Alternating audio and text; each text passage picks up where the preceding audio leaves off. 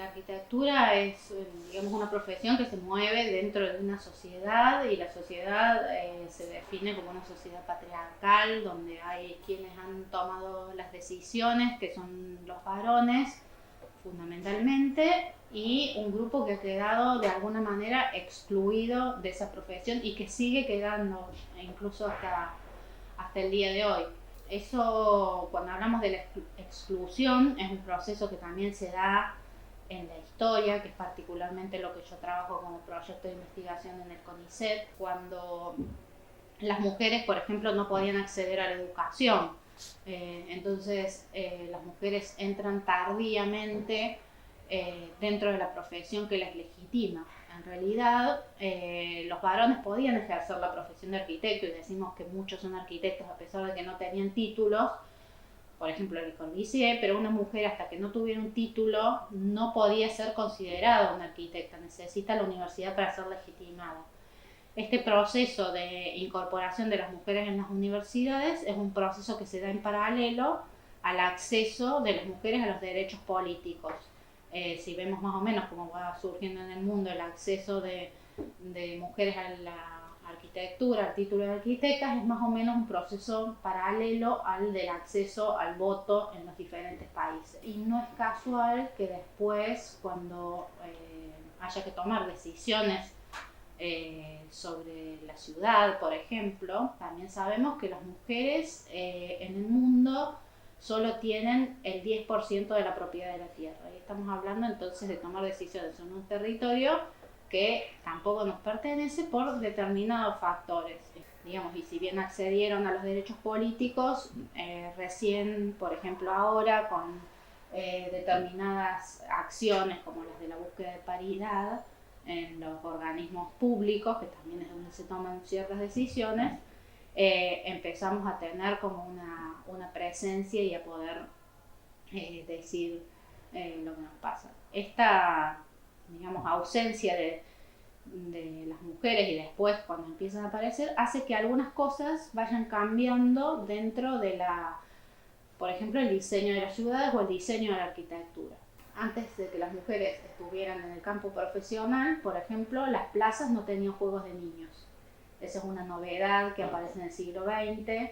que de pronto aparece un nuevo usuario protagonista del espacio público de las ciudades. Y también no es casual que muchas mujeres hayan empezado, sobre todo a trabajar apenas recibidas hablo de las pioneras en los organismos públicos, porque el ejercicio privado de la profesión no era para, digamos, accesible, y dentro de esos dentro de esos organismos públicos poder proponer qué se hacía con los espacios públicos de las ciudades.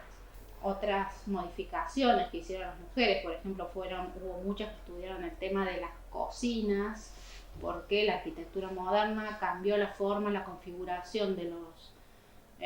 los espacios, pero los arquitectos modernos no sabían cómo resolver muchas cosas domésticas, y fueron las arquitectas mujeres las que estudiaron sistemáticamente, como Margaret Schulte-Lihotzky, que hace la cocina de Frankfurt, que es la que sistematiza el tema de la cocina a partir de módulos, tal cual hoy conocemos el tema de la cocina. Todas esas innovaciones, por ejemplo, no son destacadas en los libros de historia de la arquitectura, a pesar de que produjeron cambios sustanciales en el espacio público, en el espacio privado, inclusive la reducción de las cocinas o la nueva organización de las cocinas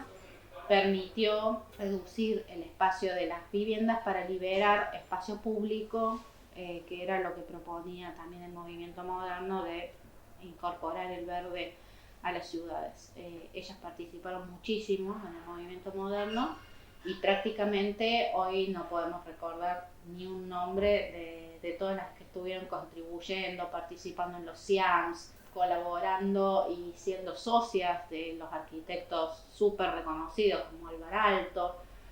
donde trabajaban de igual a igual, y sin embargo hoy nadie las sabe mencionar. Recién estamos tomando conciencia de estos temas, o sea, el reconocer a estas mujeres en la historia también nos sirve hoy porque nos permite tener modelos de dónde reflejarnos, porque si no es como que no se nos ocurría que podíamos estar haciendo determinadas cosas. Siempre parecía que iniciábamos, que sos una de las pioneras, que sos la primera que haces no sé qué. Si bien hay gente que está muy abierta, también hay una resistencia a todos estos cambios, porque significa toda una serie de privilegios que bueno, hay que empezar a ver cómo se cambian estas estructuras y cómo se da espacio a mucha gente que estaba trabajando y que quedaba excluida del sistema porque era mujer. En particular, yo ahora estoy trabajando en la FADU, en la UBA, y una de las cosas que más me llamó la atención ahí cuando llegué, que no es lo mismo en la Universidad Nacional de Córdoba, de donde vengo, es que todas las cátedras de proyecto están dirigidas por varones, son 26, 27 cátedras de proyecto, no hay una sola dirigida por una mujer, prácticamente no hay adjuntas en estas 27 cátedras, y es un tema que todavía no se discute porque, bueno, pero es muy evidente que algo está pasando para que se dé esta casualidad. Y eso también se refleja cuando se organizan eventos donde no se invitan a mujeres a participar, se va a hablar de la cuestión urbana, de la nueva, no sé, hay títulos de estos encuentros, la nueva arquitectura, lo que se viene, y de pronto una lista de oradores, 30 oradores, son todos varones, y que el futuro de la arquitectura, no hay mujeres, y además que ya sabemos que sí las hubo, que las hay, que están haciendo cosas súper valiosas. Armamos una convocatoria que se llama Compromiso 30%, que ya es una buena oferta, para que las instituciones cumplan con un mínimo en estos eventos de un 30% de mujeres, a los cuales han adherido algunas universidades y el Consejo Profesional de Arquitectura, con lo cual no le dan el auspicio a eventos que no tengan mínimamente cubierto este cupo del 30%. El futuro de la arquitectura, bueno, es repensar qué es la arquitectura, porque a partir de todas estas reconfiguraciones, la propia disciplina no sale indemne, ¿no? Es una disciplina que siempre se ha centrado en la figura única, que además resulta en general ser varón, blanco, heterosexual, europeo, porque si vemos, por ejemplo, los premios que se dan, ese es el arquitecto, que son los ejemplos que vemos cotidianamente en los planes de estudio de las facultades. Estamos formando a los alumnos en base a ese modelo, que es un modelo que no existe, que tampoco se adecua a nuestra realidad, que bueno, que excluye, que además deja de lado perspectivas interesantes como la de hacer arquitectura con la comunidad, la participación. Entonces